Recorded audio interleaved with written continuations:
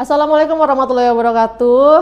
Welcome to our very new episode of Cahaya Pustaka, Literasi Membumi, Cahaya Pustaka Bersinergi. Jadi hari ini adalah hari pertama launching episode baru kita, program baru kita. Kalau biasanya kita ada podcast Cahaya Pustaka, kali ini program baru kita apa namanya? Apa guys namanya? Review, kok nggak rame ya? Jadi ini adalah relaxing interview atau review. Di sini nanti kita akan ngobrol yang lebih santai. Jadi ini episode podcast tapi dia lebih santai gitu. Dan orang-orang para kru-krunya juga boleh kita ajakin ngobrol ya. Oke, hari ini aku mau ngobrol bareng seorang sahabatku tentunya. Dan ini pasti ada banyak ya sahabatnya ya. Karena orangnya itu sangat luar biasa sekali. Aku nggak tahu dia akan marah atau tidak aku perkenalkan. Dia adalah sebagai seorang wanita yang tangguh, wanita hebat, juga seorang praktisi psikologi, konselor, guru ngajiku. Oke, kita sapa sama-sama. Assalamualaikum, Dai. Waalaikumsalam warahmatullahi wabarakatuh. Oke ya, di sini ada kamera, situ ada kamera. Selamat datang di program baru kita. Ya. Gimana perasaannya setelah datang ke sini dan bertemu dengan aku? Campur aduk. Jangan gitu nanti. Oke, Nur Hidayah Samsudin. Oke. Ini adalah sebenarnya kamu tuh mau dikenal orang sebagai apa sih? Jadi aku nggak salah-salah gitu memperkenalkan Sebagai kamu. Dai. Sebagai Dai. Sebagai Nur Hidayah, sebagai aku. Sebagai kamu ya. Kalau Dai ini sebenarnya aku udah tahu banyak ya. Kayak sering kepo-kepo gitu loh Dai. Ya. Takut banget nggak sih? Juga yang ngepoin aku. Kesehariannya, kesibukannya apa aja sih Dai? Seharian aku sebagai ibu rumah tangga, 2 orang anak, 1 orang suami, juga ambil alih di ranah publik sebagai konselor keluarga di Puspaga, Pusat Pembelajaran Keluarga. Jadi aku selalu sampaikan Puspaga itu apa sih? Tempat konsultasi, konseling. Ya kalau di sekolah ada BK, ya kan? Ya Puspaga itu fungsinya sama dengan BK tapi dia untuk masyarakat. Kalau BK dia untuk sekolah, untuk semua masyarakat yang ada di sekolah. Kalau Puspaga semua masyarakat yang ada di daerahnya. Kalau di Berau ya berarti untuk Berau. Karena di Berau baru ada 1 Puspaga. Oh gitu. Jadi ini Puspaga ini sebenarnya mungkin banyak dari orang yang sudah sedikit banyak mendengar lah tentang Puspaga ini. Cuman belum tahu ranahnya apa saja, peruntukannya apa saja. Jadi Puspaga ini tadi seperti yang Dai jelaskan, ini adalah tempat untuk konseling ya berarti ya. Khususnya untuk dalam bidang apa nih Dai? Karena kita di bawah bidang pemenuhan hak anak, jadi kaitannya dengan masalah keluarga, masalah anak gitu ya, terutama yang kaitan dengan hak-hak anak. Nah itu di Puspaga tempatnya. Kalau soal ekonomi bukan di Puspaga ya.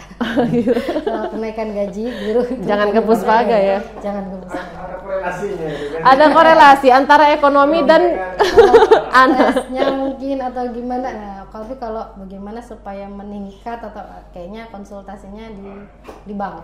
Oke. Tapi ketika case-nya itu berhubungan dengan anak, berarti bisa konsultasi ke Puspaga walaupun permasalahannya berasalnya dari ekonomi gitu ya. Ketika dia case-nya ke anak bisa ke Puspaga. Mungkin faktornya ekonomi, tapi menjadi tema besar masalah dan keluarga itu apa, itu yang mungkin akan difasilitasi di Puspaga gitu ya. Jadi layanan yang di Puspaga itu basisnya adalah permasalahan keluarga, permasalahan anak terutama seperti itu. Oh gitu ya. Dan gratis loh. Dan gratis loh. Konseling, konsultasi di Puspaga itu sifatnya gratis alias 0 rupiah. Wow, luar biasa ya. Kalau tahu apa? Tapi layanannya by appointment. Kita jadi klien Puspaga. Iya benar, nggak apa-apa. Ini kan kita awal pembukanya tadi tuh malah aku malah mau memotong bahwa ini kita belum udah nanyain masalah kerjaannya Dayah nih.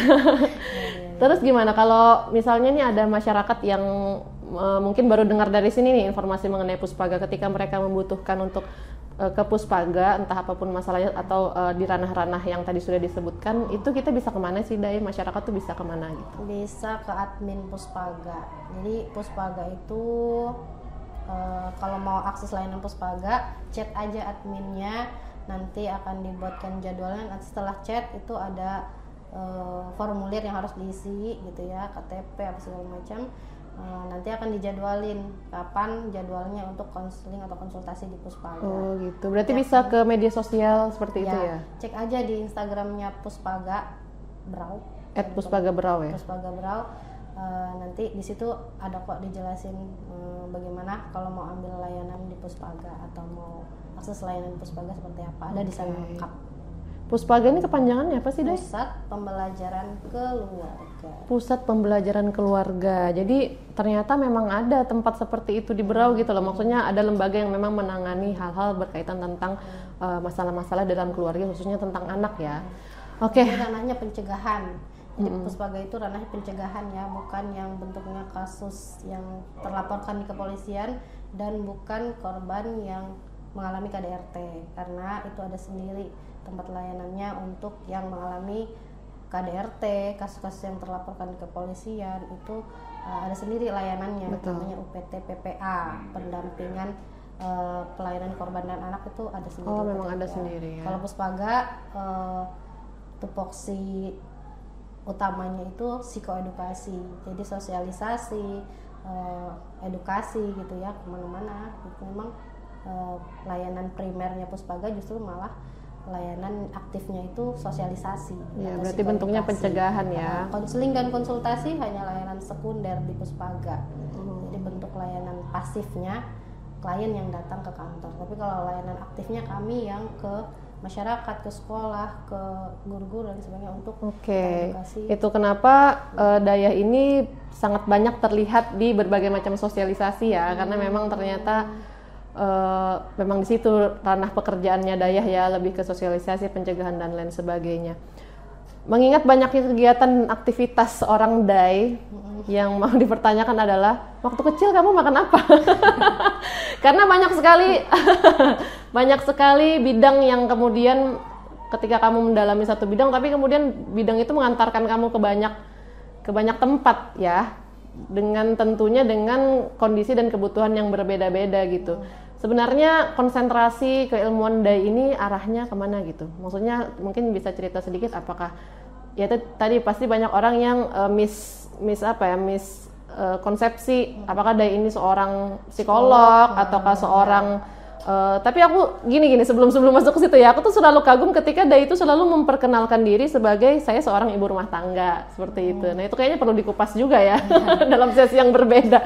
Tapi kembali lagi ketika Day mendalami suatu ilmu, satu keilmuan, sebenarnya keilmuan ini ingin membrandingkan diri Day itu sebagai apa seperti itu. Oke.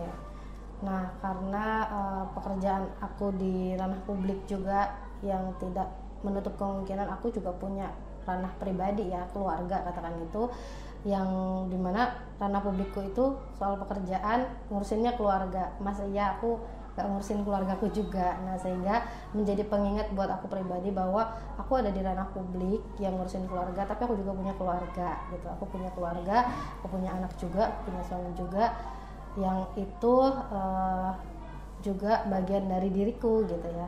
Nah soal mungkin aku cerita dari ketertarikan aku kali ya, karena aku tertarik dengan isu-isu perempuan gitu, mental health yang itu juga masih kaitannya dengan pengalaman sebelumnya mungkin, atau termasuk fokus studiku yang sebelumnya, maksudnya latar belakang pendidikanku sarjana psikologi Islam gitu. Jadi semua yang kaitannya dengan sarjana psikologi Islam aku tertarik banget untuk mendalaminya. Kemudian isu-isu perempuan, isu-isu mental health, kemudian termasuk isu-isu keluarga, isu-isu anak, itu aku suka gitu ya. Nah dan yang selain dari isu keluarga, anak, perempuan, yang aku juga nggak kalah tekuninya, seriusinya adalah ilmu-ilmu Al-Quran atau ulumul Al-Quran. Makanya tadi kalau Eyin sempat kenalkan aku sebagai guru ngaji ya, karena sebelum-sebelumnya memang buka private di rumah gitu ya, untuk perempuan dan anak, khusus untuk perempuan. Enggak apa-apa sih. Tapi sebenarnya bukan cuma guru ngaji di private rumah aja, karena dia ini, Kak Day ini juga tutor MTQ. Ya nggak sih, karena waktu itu pernah ada temanku yang bilang, aku kenal tuh sama Kak Day, dia tutor MTQ kabupaten kayak gitu. Juri. Oh juri juga ya. Juri. Kalau juri namanya apa sih? Nama kerennya apa sih? Dewan Hakim. Dewan Hakim. Aduh, nama keren. Malu. Bukan tuh malu lebih aku nggak tahu. familiarnya di dunia MTQ juri itu disebutnya Dewan Hakim, karena di dalam tim Dewan Hakim itu nggak cuma juri, ada yang ya banyak sih. Iya, nah jadi bukan cuma guru ngaji. Kalau yang dia kenalin kan emang nutup-nutupin nih orangnya ya. Enggak juga sih. Padahal dia juga juri Dewan Hakim ya tadi ya, Iya. Dewan Hakim MTQ. Nah itu kan ada banyak banget tuh Day. Apa yang Daya kemudian ya di sini juga di sini. Iya. Nah itu balik lagi ke pertanyaan, sebenarnya Daya itu pengen dikenal sebagai apa sih? Gitu. Ya sekali lagi aku ingin dikenal sebagai diriku gitu ya, bukan sebagai Bunda Nazir. Ya mungkin di satu sisi aku akan dikenal sebagai Bunda Nazir, mamahnya anakku. Ya, terus di satu sisi mungkin aku akan dikenal sebagai Nyonya Bashir, istrinya suami aku. Mungkin di satu sisi nanti aku akan dikenal sebagai staf atau karyawan yang ada di DPPKB P3A. Tapi ketika aku tampil dimanapun dan di hadapan siapapun, ya aku ingin tampil sebagaimana diriku. Bagaimanapun orang mengenal aku, yaitu urusannya dia, dan itu boleh aku izinkan apapun yang dia kenal tentang diriku. Yang jelas aku di hadapannya adalah diriku gitu, bukan sebagai siapa-siapa. Betul. Sebagai Dai seutuhnya. Luar biasa kan? Gimana Anda yang di belakang kamera? Terenyuh hati Anda kan? Ya, apalagi saya yang berhadapan langsung ya. Tapi kalau misalnya berkaitan dengan, oke, kalau tadi kan lebih ke branding diri ya. Kalau ke keilmuannya Dai, kalau tadi sebagai sarjana psikologi Islam, untuk keilmuan ini Dai dikenal sebagai apa? Yang tadi kita ada psikologi, kemudian nanti kan aku mungkin kurang paham ya, mungkin bisa dikoreksi nanti ketika ada kesalahan. Ini kan dalam dunia psikologi ini kan ada banyak psikolog, psikiater juga beda gitu ya, Daya. Ada bermacam-macam istilah juga sebutan untuk profesi-profesi tertentu. Nah, untuk Daya sendiri tuh sebenarnya ada di mana gitu? Saat ini yang aku bisa ambil sebagai konselor keluarga, balik lagi kaitannya dengan pekerjaanku sebagai konselor psikologi. Sebagai konselor keluarga mungkin lebih kepada parenting seperti itu, isu-isu keluarga, isu-isu anak. Lebih ke konselor ya, berarti bisa juga dibilang mungkin aktivis psikologi atau apa gitu, ada nggak sebutannya ya? Lebih kepada gitu ya? praktisi parenting. Itu dia, boleh, praktisi atau parenting. terserah orang mau namainnya apa. Mau dia praktisi parenting, mau parenting entusias, siapapun boleh. Makanya saya bilang boleh, kalian mau bilang guru ngaji boleh. Mau bilang oh itu juri aku kemarin, oke boleh gitu ya. Jadi sebutannya ada banyak, ada Kak Dai, ada Ibu Kak Dai, ada ustazah. Benar, lebih banyak ustazah kayaknya ya. Kalau murid-murid aku yang pernah di satu sekolah yang memang terbiasa manggil aku ustazah, mungkin ketika ketemu di luar dengan wali murid akan bilang Ustazah Dai. Oh, aku langsung ingat, oh ini mungkin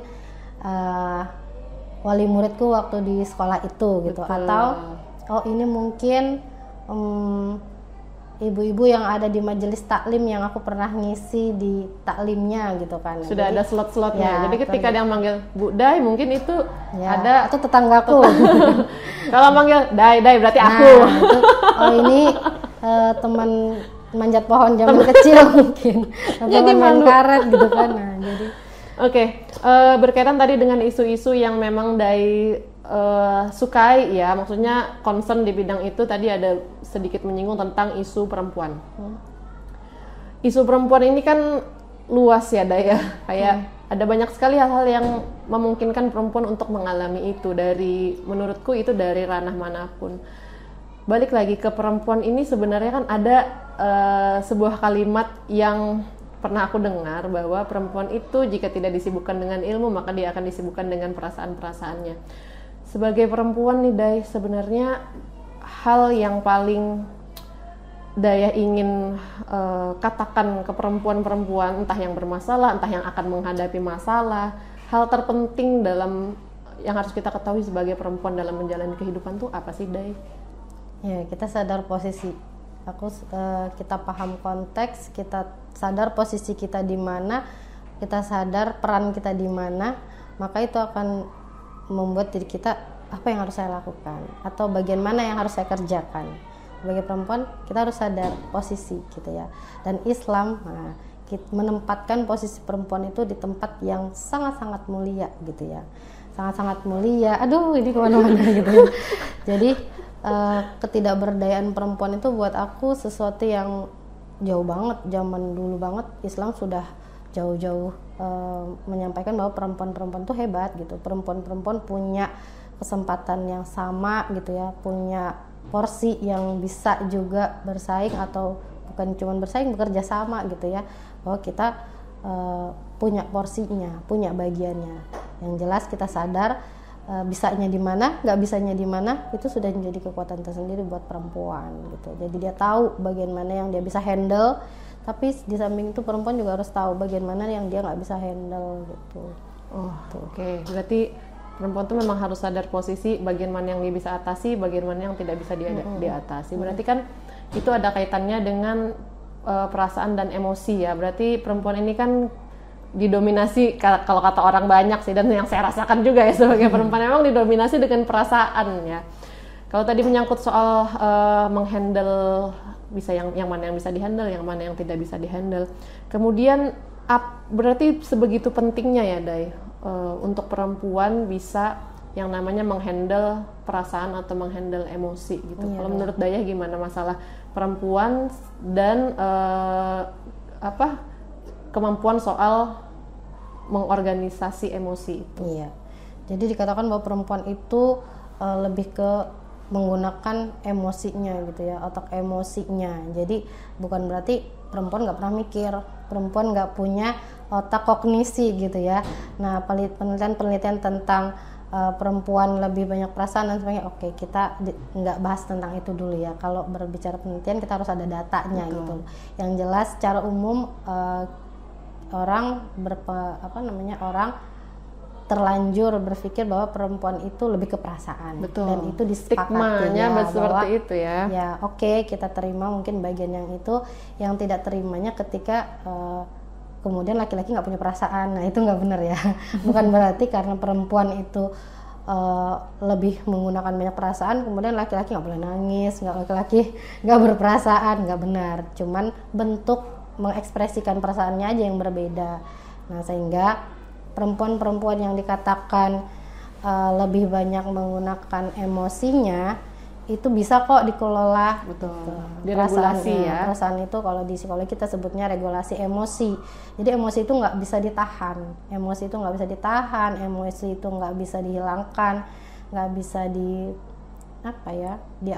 dialihkan, mungkin bisa gitu. Tapi yang jelas nggak bisa ditahan. Tahan emosi, gimana mau tahan emosi? Kayaknya emosi itu muncul begitu saja, responnya cepat.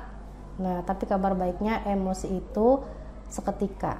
Nah, jadi rasakan, terima dan sebagainya. Nanti kita bahas itu lebih dalam mungkin soal emosi. Yang jelas dia seperti air. Emosi itu seperti air yang mengalir.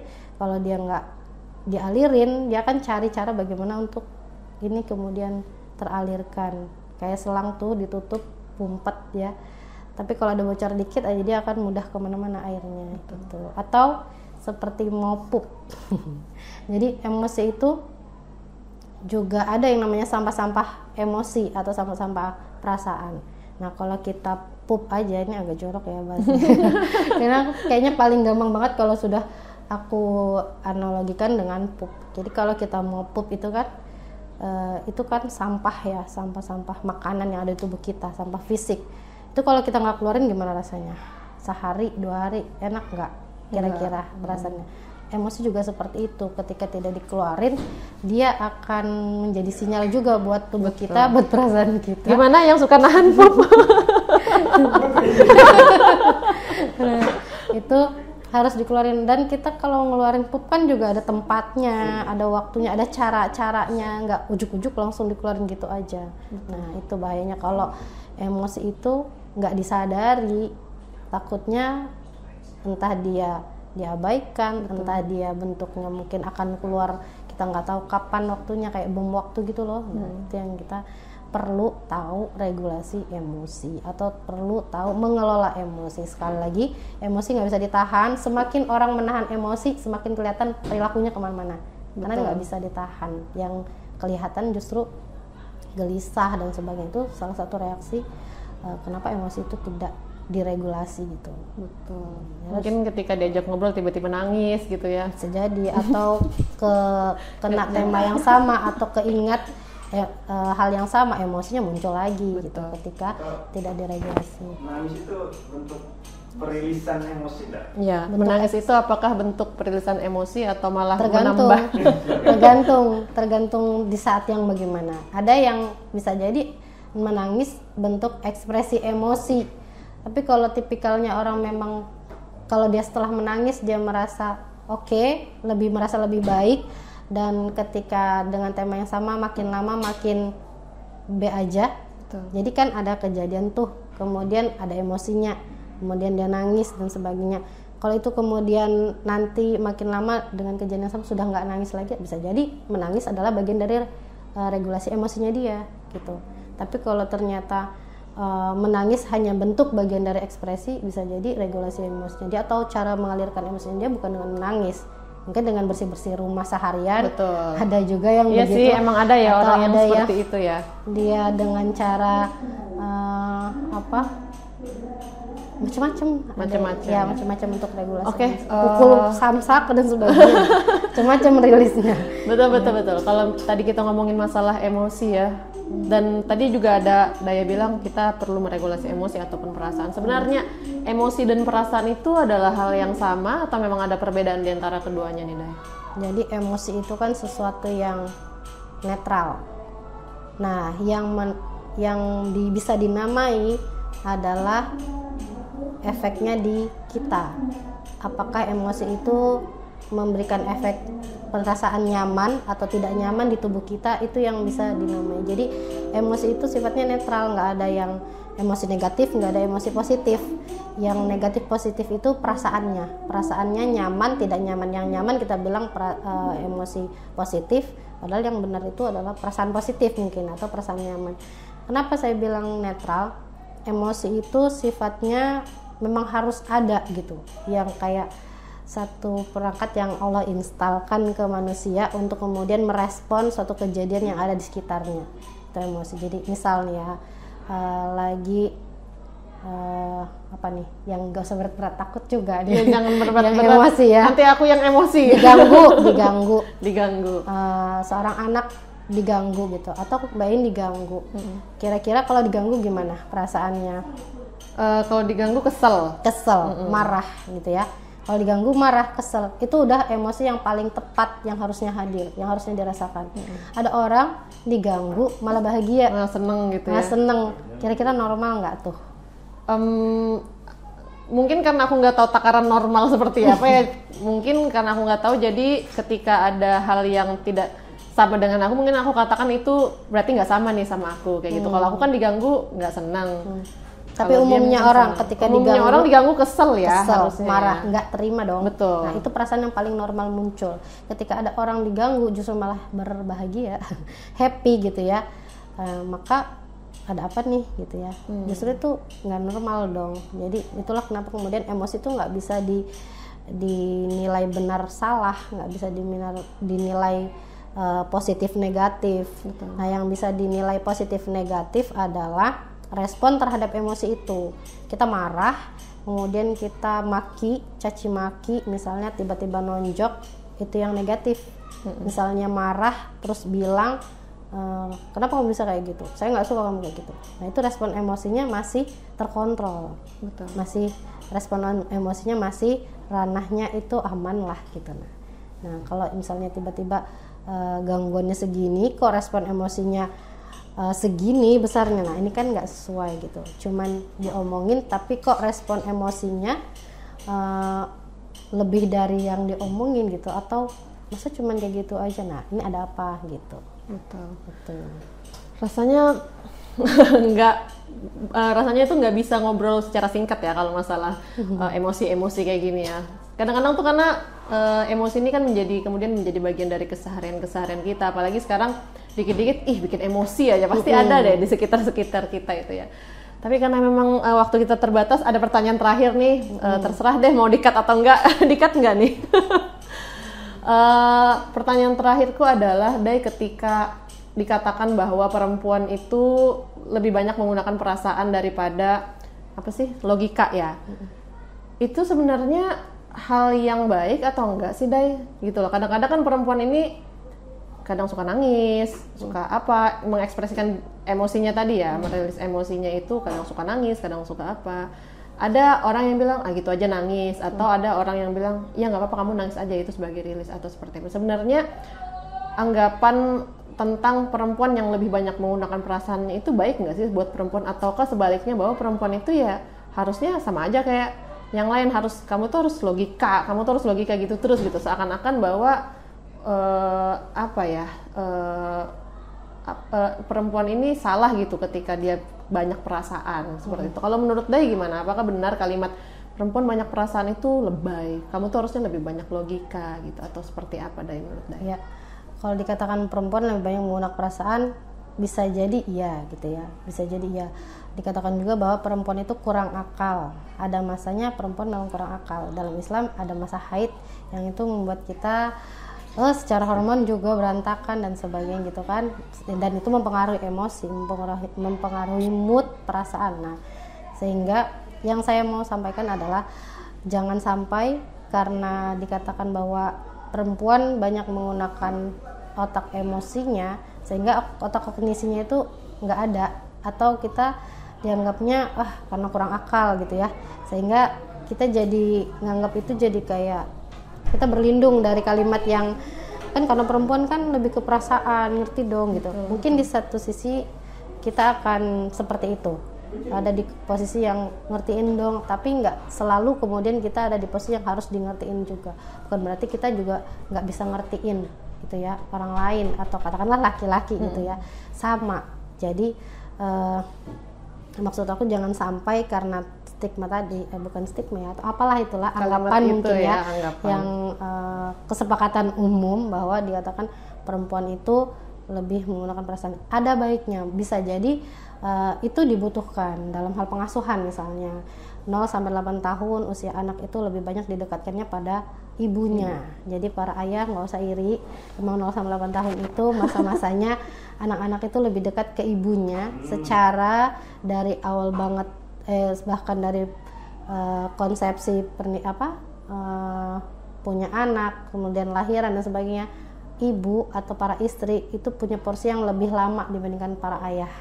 Kita pernah satu badan 9 bulan, satu nyawa, satu nafas, lahiran dikasih lagi tugas 2 tahun untuk menyusui dan sebagainya. Jadi itu menjawab pertanyaan, maaf ya aku potong, itu menjawab pertanyaan para ayah-ayah yang punya keluhan kenapa misalnya dia punya anak perempuan, kenapa anak perempuanku tuh kayak benci gitu sama ayahnya. Maksudnya benci dalam tanda kutip, bukan benci yang gimana ya, maksudnya lebih sayang, kayak nggak mau ya, lebih sayang ya, lebih sayang ke ibunya. Tuh banyak tuh ayah-ayah, termasuk nih ayah. Jadi yang ayah kan ada sering orang bilang itu anak perempuan itu biasanya dekat sama ayah gitu. Iya betul. Itu setelah 8 tahunan pertama dekat sama ibunya.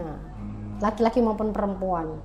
Karena apa? Di sini ibu lebih banyak tuh yang menggunakan perasaan, lebih halus ngomongnya, lebih sabar, lebih teliti. Bukan berarti para ayah nggak boleh sabar ya, tetap bisa sabar, tapi lebih telaten, lebih mendetail, lebih ya itu sama anak-anak ibu atau posisinya istri gitu ya. Sehingga 08 tahun itu anak-anak kenapa bisa lebih dekat banget sama ibunya, dunianya banget adalah ibunya.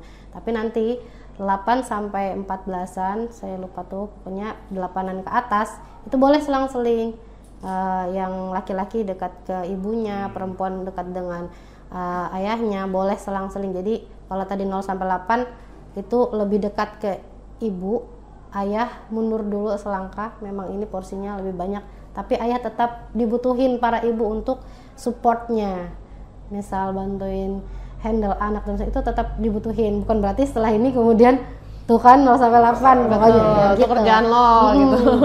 Karena biar bagaimanapun kewarasan ibu juga dibutuhkan untuk handle anaknya. Nah, setelah itu 8-12 atau 14 saya lupa, itu selang-seling tadi kalau gender di anak.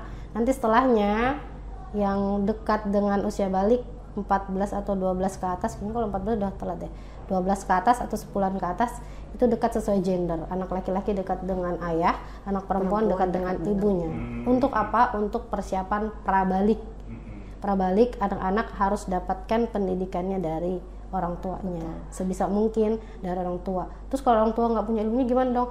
Mumpung anaknya belum balik, pelajarin apa saja yang menjadi tema-tema di prabalik yang harus anak-anak tahu untuk menghadapi baliknya itu apa. belajar aja nggak apa-apa. Para ayah, para ibu punya kesempatan untuk persiapan mempelajari ilmunya sebelum anaknya balik atau prabalik. Bagus lagi prabalik. Itu juga satu langkah awal untuk mencegah anak-anak kita ada di situasi korban maupun pelaku seksual gitu ya, atau bullying secara seksual. Nah gitu, jadi itu penting banget. Kalau buat aku selalu saranin, selalu campaign ke orang tua, yuk kita persiapin diri untuk tutorin, coaching anak-anak kita menyiapkan masa baliknya. Masa prabalik itu harus dari orang tua. Nah bagaimana para ayah akan menjelaskan hal-hal yang penting di prabalik kalau nggak punya ilmunya? Maka belajarlah sama ahli fikih terutama kalau yang Islam, untuk kemudian tahu ilmu yang benarnya supaya nanti sampai ke anaknya juga benar gitu. Betul. Jadi orang tua itu kayak harus ada persiapan gitu ya. Mau nggak mau karena sudah punya tanggung jawab sebagai seorang orang tua, sebagai menjadi orang tua dikasih tanggung jawab, ya berarti harus lengkap dengan ilmunya, dengan perkembangannya gitu ya, update tentang ilmu parentingnya. Kita kan nggak mau ya cerita pertama balik anak kita justru dia ceritain ke orang lain, atau kita tahu tentang anak kita dari orang lain. Banyak orang tua yang tanya ke saya justru malah, anak saya sudah balik atau belum lah gitu ya, sudah balik atau belum ya, lah gimana saya bisa tahu, kan ibu atau ayah bapak orang tuanya gitu. Justru tanyakan langsung, tapi mungkin karena nggak punya ilmunya, gimana mau ngomong, gimana mau mulai gitu ya. Nah itu yang perlu kita pelajari bareng-bareng. Saya juga masih belajar akan hal itu. Jadi kita juga para ibu, para istri punya anak perempuan, kita pengen cerita hari pertama haidnya dia itu sama kita, sama ibunya.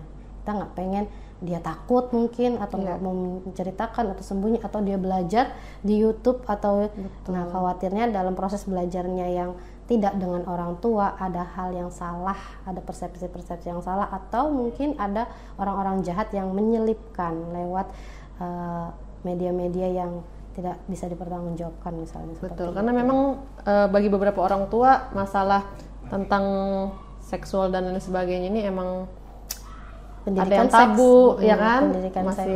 Masih belum terlalu realistis banget lah masalah itu ya, masih ada yang menabukan dan lain sebagainya. Oke lah kalau begitu kita sudah sampai di penghujung karena memang waktunya sangat terbatas. Terima kasih Dai sudah menyempatkan waktunya ke sini, bahkan sampai menjadi tamu pertama di episode review Relaxing View, karena biasanya kita podcast tuh agak tegang Dai. Kalau ini kita bisa ngobrol-ngobrol juga sama yang ada di belakang kamera. Makasih banyak buat semua ilmu-ilmunya, semoga Dai sehat terus, semoga diberi kekuatan, diberi perlindungan oleh Allah, semoga keluarganya juga diberi kekuatan terus, kesehatan ya. Pokoknya segala-galanya yang terbaik buat Dai lah. Oke lah, kita udah banyak banget dapat ilmu ya, terutama tadi soal kajian tentang perempuan, tentang anak, tentang parenting. Semoga semua ilmu-ilmu yang dibahas interview tadi bisa berguna buat bukan cuma buat para anak-anak tapi juga buat para orang tua. Saya Irin Merdekawati pamit undur diri, sampai ketemu di episode review selanjutnya. Literasi Membumi, Cahaya Pustaka Bersinergi. Assalamualaikum warahmatullahi wabarakatuh. Waalaikumsalam warahmatullahi wabarakatuh.